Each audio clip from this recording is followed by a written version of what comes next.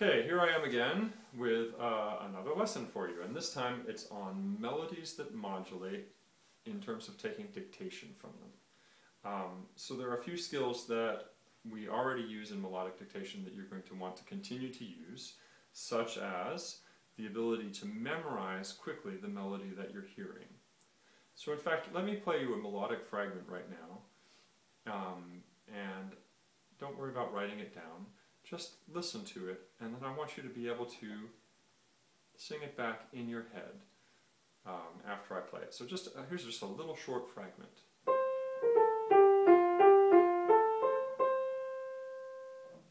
Good. Sing that in your head.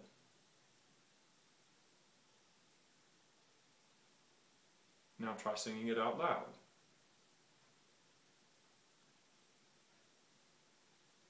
Okay, see if this was it still.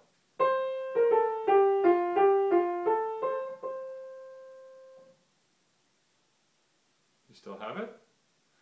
Da, da, da, da, da, da, da, da, da. Now, where's do? Do. So this didn't start or end on do. What did it start on? So. And a lot of it moved stepwise. Do, so, fa, mi, re, do, mi, so, so. Sometimes, if I am writing down a melody, and it's all diatonic like that, I'll just write down the solfege syllables. And in fact, since every diatonic solfege syllable starts with a different letter, I just write down the first letters. So I might notate that melody really quickly, the shape of that melody, as S, F, M, R, D, M, S, S. Right? Okay, so then here's where we get into the modulating thing. When we have a modulating melody, what you're generally going to hear, maybe always in these test questions, is going to be an altered note that is not in that original starting key. So in the case of my little made-up sample here, here's a melody that's going to modulate. So I'll start with that little fragment that we had, and then again with the second fragment you're going to want to also memorize it quickly so that you can sing it back in your head, sing it back out loud. So here's the whole pattern. See if you can memorize the whole little melodic fragment.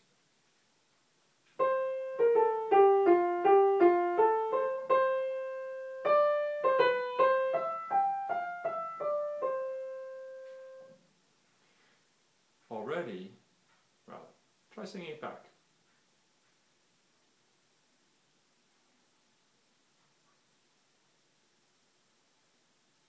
Already you might have noticed that there were some similarities between the two phrases.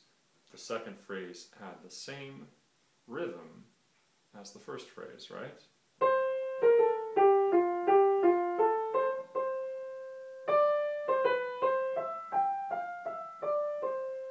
Da, da, da, da, da, da, da, da, da, da. Right?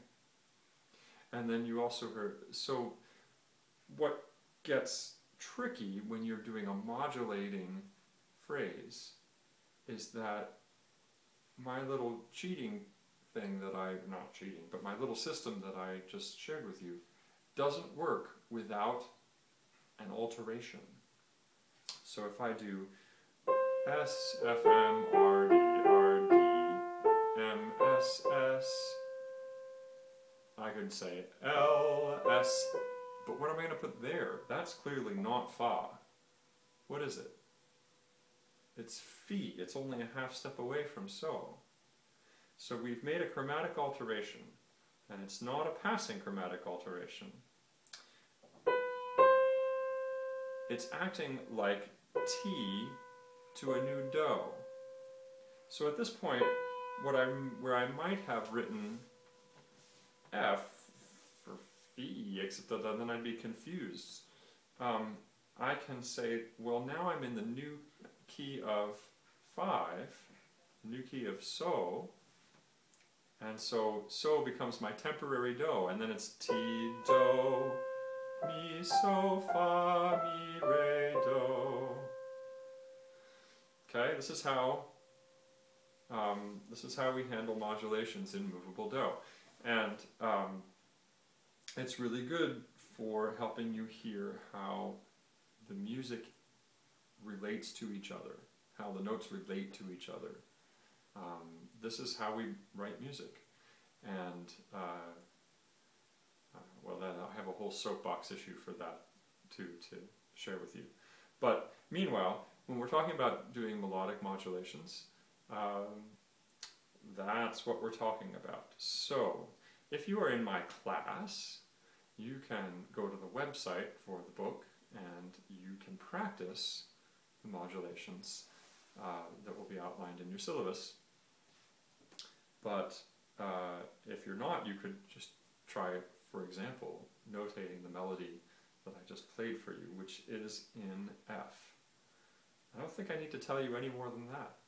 You can figure out from the melody I played what kind of meter it's in, and just write it down, see how you do. And maybe I'll put up a few more of these on the website, on the YouTube site, so that you can take dictation from them as well. So good luck with this, and I'll maybe put up a few more videos of this in explanation. But if you didn't understand it, at least go back, watch the video again, and see if it helps to digest it a second time. Okay? Have fun.